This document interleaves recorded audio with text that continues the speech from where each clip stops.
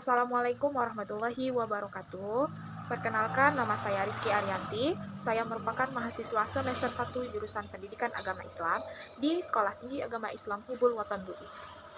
Baiklah, saya akan memaparkan tentang psikologi perkembangan peserta didik yang judulnya Teori Perkembangan Moral Colbert. Baiklah, yang pertama langsung saja kita memasuki latar belakang masalah. Masalah moral merupakan masalah yang sekarang ini sangat banyak meminta dan menyita perhatian kita, terutama bagi para pendidik, para ulama, pemuka masyarakat, dan para orang tua. Tidak henti-hentinya kita mendengar berita tentang tindakan kriminalitas yang dilakukan oleh anak-anak, seperti yang terjadi di beberapa daerah yang hampir setiap minggu diberitakan di berbagai media, baik media cetak ataupun media online. Nilai moral pada dasarnya adalah mengupayakan anak mempunyai kesadaran dan berperilaku taat moral yang secara otonom berasal dari dalam diri sendiri. Sebelum kita mengetahui teori dan materinya, kita tentu saja akan berkenalan dulu dengan si pemuka teori ini, yaitu Lawrence Colbert. Nah, tidak mungkin dong kita akan mempelajari teorinya sementara kita tidak mengetahui siapa itu Lawrence Colbert. Nah, Lawrence Colbert tumbuh besar di Brownsville, New York, dan memasuki Akademi Andover di Massachusetts. Sekolah menengah atas swasta yang mahal dan menuntut kemampuan akademis tinggi. Dia tidak langsung melanjutkan ke perguruan tinggi, namun pergi membantu pemulangan orang-orang Israel, bekerja sebagai insinyur tingkat 2 di pesawat angkut yang membawa pelarian dari Eropa melewati blokade Inggris ke Israel. Setelah itu, pada 1948, Colbert masuk ke Universitas Chicago di mana dia lulus tes penerimaan dengan angka yang sangat tinggi, sehingga hanya mengambil sedikit saja mata kuliah untuk memperoleh gelar sarjana mudanya. Dalam kuliah ini memang dicapai hanya dalam waktu 1 tahun saja. Dia tinggal di Chicago sebentar untuk mengejar gelar sarjananya di dalam psikologi yang awalnya dia ingin mengambil psikologi kimia. Kemudian, semua hasil penelitiannya ia tulis di disertasi doktoralnya pada tahun 1958, rancangan pertama dari teori pentahapan psikologi yang baru. Colbert mengajar di Universitas Chicago pada tahun 1962 sampai 1968. Berarti hanya 6 tahun saja Lawrence Colbert ini mengajar di Universitas Chicago. Dan di Universitas Harvard pada tahun 1968 sampai ajal menjemputnya di tahun 1987. Kemudian kita masuk ke pengertian perkembangan moral itu sendiri. Pengertian perkembangan moral secara luas menunjuk pada keseluruhan proses perubahan dari potensi yang dimiliki individu dan tampil dalam kualitas kemampuan, sifat, dan ciri-ciri yang baru.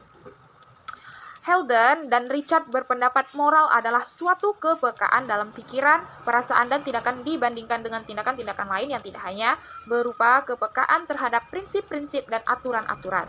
Nah, kita telah mengetahui nih arti dari kedua suku kata, yaitu perkembangan dan moral. Maka selanjutnya, yaitu kita mulai memahami arti dari gabungan dua kata tersebut, perkembangan moral. Santok 1995, perkembangan moral adalah perkembangan yang berkaitan dengan aturan dan konvensi mengenai apa yang seharusnya dilakukan oleh manusia dalam interaksinya dengan orang lain. Perkembangan moral adalah perubahan-perubahan perilaku yang terjadi dalam kehidupan anak berkenaan dengan tata cara, kebiasaan, adat, maupun standar nilai yang berlaku dalam kelompok sosialnya atau dalam lingkungan sekitarnya. Setelah kita mengetahui pengertian dari perkembangan moral itu, kita berlanjut ke teori intinya nih, perkembangan moral menurut Lawrence Colbert. Colbert mengemukakan teori perkembangan moral berdasar dari teori Piaget. Nah, yaitu dengan pendekatan organismik atau melalui tahap-tahap perkembangan yang dimiliki urutan, pasti, dan berlaku secara universal. Nah, berarti urutannya itu sudah ada dari teori Piaget itu, berurutan yang berlaku secara resmi ya. Selain itu, Colbert juga menyelidiki struktur proses berpikir yang mendasari perilaku moral atau moral behavior. Tahapan perkembangan moral adalah ukuran dari tinggi rendahnya moral seseorang berdasarkan perkembangan penalaran moralnya seperti yang diungkapkan oleh Lawrence Colbert. Teori ini berpandangan bahwa penalaran moral yang merupakan dasar dari perilaku etis mempunyai 6 tahapan perkembangan yang dapat teridentifikasi. Ia mengikuti perkembangan dari keputusan moral seiring penambahan usia yang semua diteliti Piaget. Jadi, setiap perkembangan usia itu dia memiliki perkembangan moral sendiri sesuai dengan usianya itu sendiri. Yang menyatakan bahwa logika dan moralitas perkembangan melalui tahapan-tahapan konstruktif. Kohlberg memperluas pandangan dasar ini dengan menentukan bahwa proses perkembangan moral pada prinsipnya berhubungan dengan keadilan dan perkembangannya berlanjut selama kehidupan, walaupun ada dialog yang mempertanyakan implikasi filosofis dari penelitiannya. Nah, pada teori ini terdapat 3 level dan 6 tahapan penalaran moral menurut Kohlberg. Pada level pertama yaitu moralitas prakonvensional. Rentang usianya ditemukan pada anak-anak prasekolah sebagian besar anak-anak SD, sejumlah siswa SMP, dan segelintir siswa SMU. Berarti pada tingkatan SD, SMP, SMU masuk ke level ini, namun tidak semua. Tahap pertama yaitu hukuman, penghindaran dan kepatuhan atau punishment, avoidance, and obedience. Esensi penalaran moralnya yaitu orang membuat keputusan berdasarkan apa yang terbaik bagi mereka, tanpa mempertimbangkan kebutuhan atau perasaan orang lain. Orang mematuhi peraturan hanya jika peraturan tersebut dibuat oleh orang-orang yang lebih berkuasa, dan mereka mungkin melanggarnya bila mereka merasa pelanggaran tersebut tidak ketahuan orang lain. Perilaku yang salah adalah perilaku yang akan mendapatkan hukuman. Kemudian, tahap kedua masih di level yang pertama tadi, yaitu saling memberi dan menerima. Teori kedua ini, orang memahami bahwa orang lain juga memiliki kebutuhan. Mereka mungkin mencoba memuaskan kebutuhan orang lain apabila kebutuhan mereka sendiri pun akan memenuhi perbuatan tersebut. Contohnya, bila kamu mau memijat punggungku, aku pun akan memijat punggungmu. Nah, jadi di teori ini seperti ada feedback-nya. Jika saya melakukan ini untukmu, maka kamu akan melakukan ini juga untuk saya. Gitu. Mereka masih mendefinisikan yang benar dan yang salah berdasarkan konsekuensinya bagi diri mereka sendiri. Nah, kita masuk ke level kedua yaitu moralitas konvensional. Di level kedua ini, rentang usianya ditemukan pada segelintir siswa SD tingkat akhir, sejumlah siswa SMP, dan banyak siswa SMU. Di level kedua ini, kita masuk ke tahap ketiga, yaitu anak baik. Esensi penalaran moralnya yaitu orang membuat keputusan melakukan tindakan tertentu semata-mata untuk menyenangkan orang lain, terutama tokoh-tokoh yang memiliki otoritas, seperti guru, teman sebaya yang populer. Nah, mungkin dia mengidolakan kakak kelasnya, adik kelasnya, atau teman sekelasnya atau setingkatnya gitu ya. Mereka sangat peduli pada terjaganya hubungan persahabatan melalui sharing, kepercayaan, dan kesetiaan, dan juga mempertimbangkan perspektif serta maksud orang lain ketika membuat keputusan. Nah, itu tadi tahap ketiga. Kita masuk ke tahap 4, masih di level 2 ya, moralitas konvensional. Tahap kedua yaitu hukum dan tata tertib. Esensi penalaran moralnya yaitu orang memandang masyarakat sebagai suatu tindakan yang utuh yang menyediakan pedoman bagi perilaku. Mereka memahami bahwa peraturan itu penting untuk menjamin berjalan harmonisnya kehidupan bersama, dan meyakini bahwa tugas mereka adalah mematuhi peraturan-peraturan tersebut. Meskipun begitu, mereka menganggap peraturan itu bersifat kaku, tidak fleksibel. Mereka belum menyadari bahwa sebagaimana kebutuhan masyarakat berubah-ubah, peraturan pun juga seharusnya berubah seiring dengan berkembangnya dari kebutuhan masyarakat itu sendiri, gitu ya. Dan kita masuk ke level ketiga yaitu moralitas post-konvensional. Rentang usianya yaitu jarang muncul sebelum masa kuliah, berarti masa-masa SMA mungkin ya.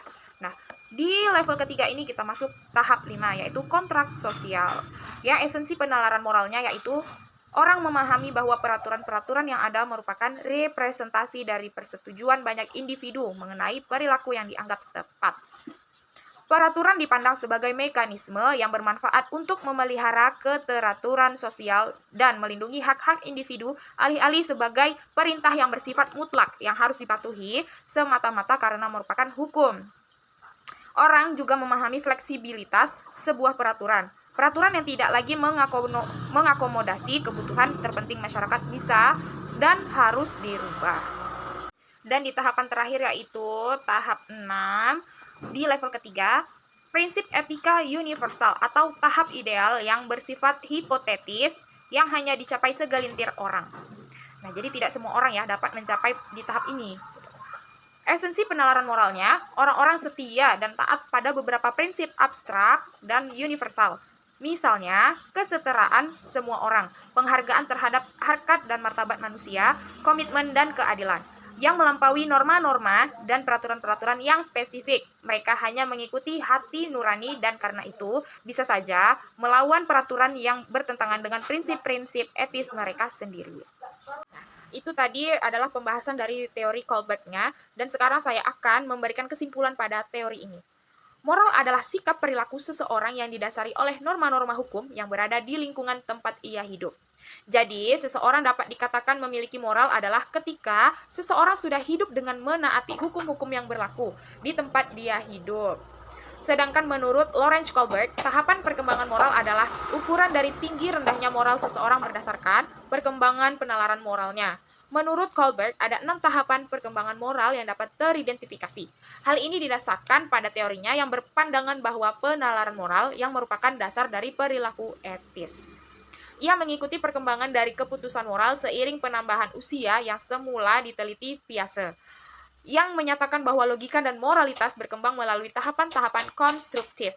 Kohlberg memperluas pandangan dasar ini dengan menentukan bahwa proses perkembangan moral pada prinsipnya berhubungan dengan keadilan dan perkembangan berlanjut selama kehidupan, walaupun ada dialog yang mempertanyakan implikasi filosofis pada penelitiannya. Baiklah, itu tadi pemaparan materi tentang perkembangan moral menurut Kohlberg. Jika ada kesalahan atau kekurangan dari penyampaian saya mohon maaf. Saya akhiri. Assalamualaikum warahmatullahi wabarakatuh.